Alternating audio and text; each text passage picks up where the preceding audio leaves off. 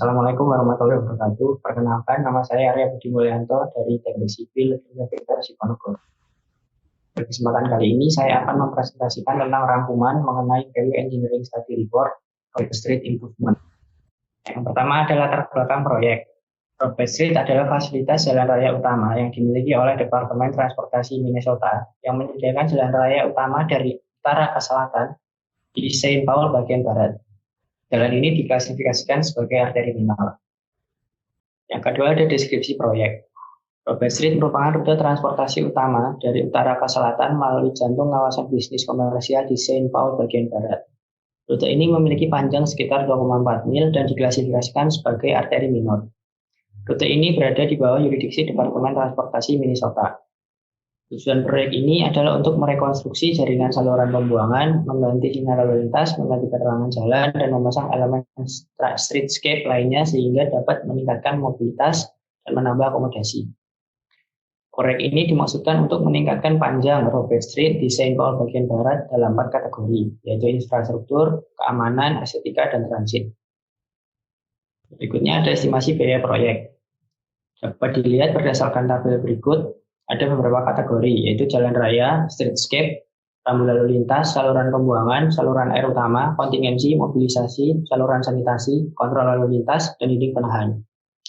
Dari beberapa kategori tersebut, total konstruksi mencapai 16,47 juta dolar. Yang ketiga ada analisis proyek. Dapat dilihat cost model sebagai berikut. Berdasarkan cost model ini, jalan raya memiliki persentasi yang paling tinggi, yaitu 24,9%. Hal tersebut dikarenakan kategori jalan raya memiliki biaya konstruksi yang paling besar, yaitu 4,09 juta dolar. Selanjutnya ada atribut kinerja. Atribut kinerja ini digunakan untuk mengidentifikasi, mengevaluasi, dan mendokumentasi ide dan rekomendasi, yaitu sebagai berikut. Operasi utama, operasi lokal, maintenabilitas, dampak konstruksi, dampak lingkungan, dan jadwal proyek. Lalu ini adalah matriks atribut kinerja. Dapat dilihat di sini, operasi utama dan operasi lokal memiliki persentase yang sama, yaitu 26,2%. Lalu maintenabilitas dan dampak konstruksi juga memiliki persentase yang sama, yaitu 14,3%. Dampak lingkungan 4,8% dan jadwal proyek 14,3%. Lalu ini merupakan diagram fase-nya. Dapat dilihat di sini, yang merupakan higher level function adalah improve mainline operation. Lalu yang keempat ada spekulasi dan evaluasi. Selama spekulasi atau fase kreatif dari rencana kerja PE, tim PE melakukan brainstorming tentang bagaimana melakukan berbagai fungsi. Ide-ide ini didasarkan pada informasi yang tersedia yang diberikan kepada mereka pada saat penelitian, dengan mempertimbangkan kendala dan mengendalikan keputusan yang juga diberikan kepada mereka. Dengan mempertimbangkan kendala dan keputusan pengendalian, tim mendiskusikan setiap ide dan mendokumentasikan kelebihan dan kekurangannya. Kemudian setiap ide tersebut dievaluasi. Lalu yang kelima ada rekomendasi. Setelah melakukan evaluasi, para tim VE melakukan beberapa rekomendasi, yaitu yang pertama menggunakan barel lalu lintas. Kelebihannya adalah mengurangi biaya, mengurangi durasi pelaksanaan konstruksi, lebih mudah untuk mengalihkan arus lalu lintas, lebih mudah untuk menyesuaikan akses melalui zona kerja ke zona bisnis lokal. Kekurangannya adalah tidak ada pemisahan positif antara pekerja dengan arus lalu lintas.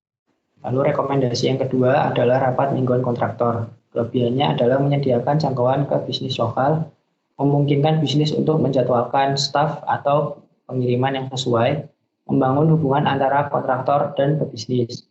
Kekurangannya adalah perubahan jadwal dapat menyebabkan pebisnis kehilangan kepercayaan pada kontraktor. Rekomendasi yang ketiga adalah relokasi utilitas. Kelebihan utamanya adalah mengurangi risiko bagi stakeholder dan kontraktor proyek. Kekurangannya adalah beberapa akses bisnis akan terpengaruh beberapa kali. Lalu rekomendasi yang keempat adalah mitigasi risiko kontrak utama air terpisah.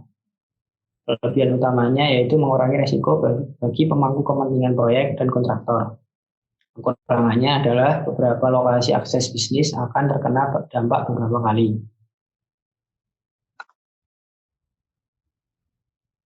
Rekomendasi yang kelima adalah kontrak inovatif. Kelebihannya, mendorong inovasi kontraktor yang dapat menghemat waktu dan biaya, dan membangun hubungan yang lebih baik antara kontraktor dan agensi. Kekurangannya adalah mungkin terlambat dalam proses untuk metode kontrak ini. Lalu, bukan pertemuan wajib, jadi semua kontraktor mungkin tidak bisa hadir. Lalu yang terakhir ada kesimpulan.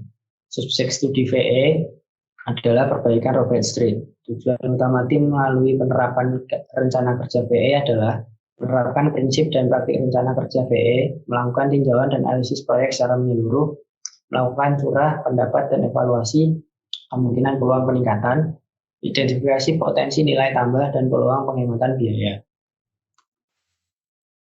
Lalu dengan mempertimbangkan berbagai hal, maka tim VE merekomendasikan ide atau gagasan sebagai berikut.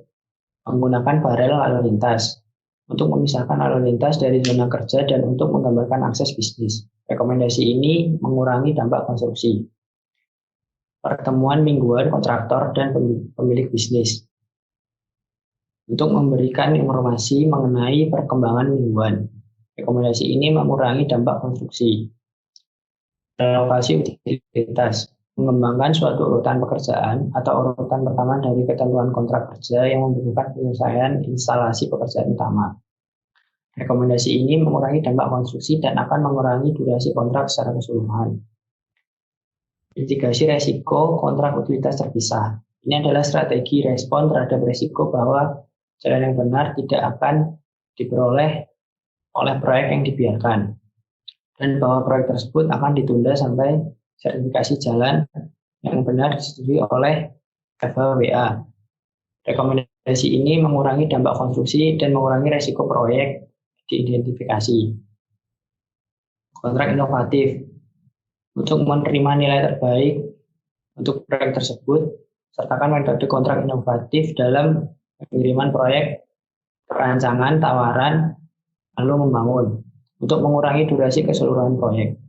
Rekomendasi ini mengurangi dampak konstruksi dan akan mengurangi durasi proyek secara keseluruhan. Dapat dilihat pada tabel berikut ini. Menggunakan barel lalu lintas dapat menghemat biaya 0,2 juta dolar dan menghemat waktu 1-2 minggu. Dan menghemat kinerja sebanyak 9%. Rapat mingguan kontraktor atau pemilik bisnis dapat menghemat kinerja 3%. Relokasi utilitas dapat menghemat waktu 6 bulan dan kinerja sebesar 11%. Mitigasi risiko kontrak utilitas terpisah dapat menghemat kinerja sebanyak 9%. Lalu kontrak inovatif dapat menghemat waktu 6 bulan dan kinerja 11%.